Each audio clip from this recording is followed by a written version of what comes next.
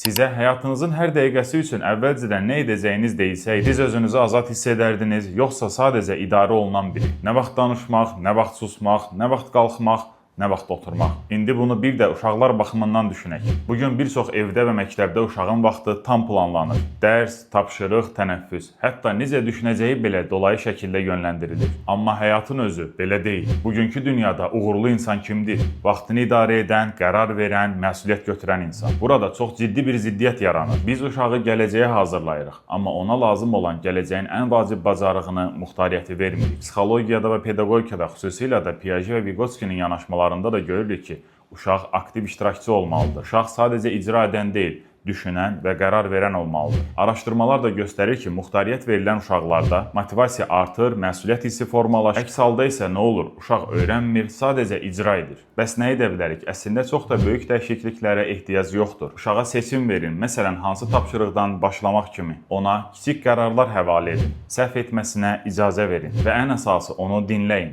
Çünki məsuliyyət verilən uşaq öz həyatının müəllifi olur. Uşaqlarımıza hər şey öyrədə bilərik, amma əgər seçim etməyi öyrətməsək, onlar öz həyatlarını idarə edə bilməyəcəklər.